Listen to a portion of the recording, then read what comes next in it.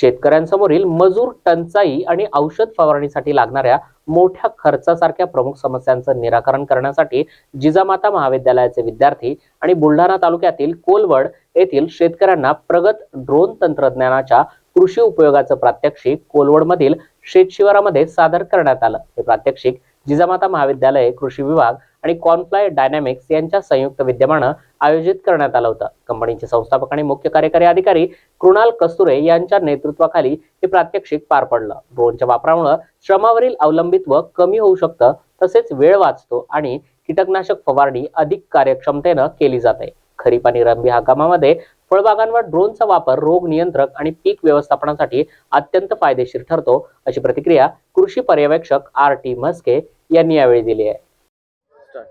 नमस्कार, मी आर.टी. म्हस्के, कृषी पर्यवेक्षक, कृषी विभाग, बुलढाणा। आज कोलवड येथे कॉनफ्लाय डायनॅमिक्स आणि जिजामाता कॉलेजचे जे मुलांचं एनएसएस कॅम्प इथे आयोजित केलेलं आहे। तर जिजामाता कॉलेज बुलढाणा आणि कृषी विभाग या तिघांच्या संयुक्त विद्यमानं इथे आपण एक ड्रोन तंत्रज्ञान याविषयी कार्यक्रम आयोजित केलेला होता, आपण बघितला।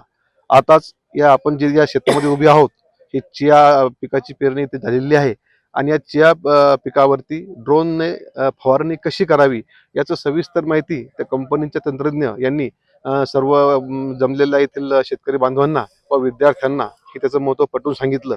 ड्रोनचं टेक्नॉलॉजी कशी काम करते आणि पिकावर त्याची फवारणी कशी करावी लागते, त्यामध्ये बॅटरीचा वापर कसा होतो आणि साधारणतः हा जो ड्रोन बघितला आता आपण, साधारणतः एक 10 ते 11 लिटरची पाण्याची टाकी असलेला ड्रोन असा आहे आणि त्यांना किंमत विचारली, साधारणतः एक 6 लाख रुपये अशी त्या ड्रोनची किंमत आहे आणि त्याला शासनाकडनं अनुदान देखील 70 ते 80% पर्यंत अनुदान मिळते।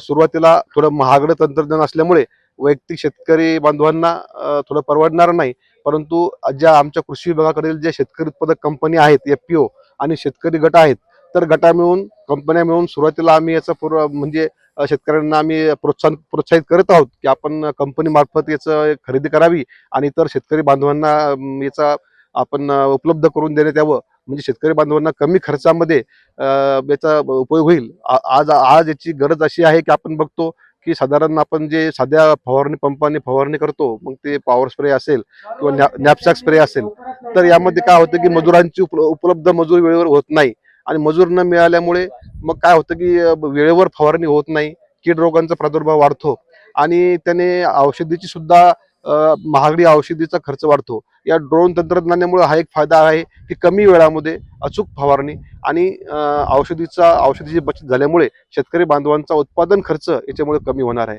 त्यामुळे भविष्यात जास्तीत जास्त शेतकरी बांधवांनी ड्रोन तंत्रज्ञानाचा लाभ घ्यावा, असे मी कृषी विभागाच्या वतीने विनंती करतो। धन्यवाद।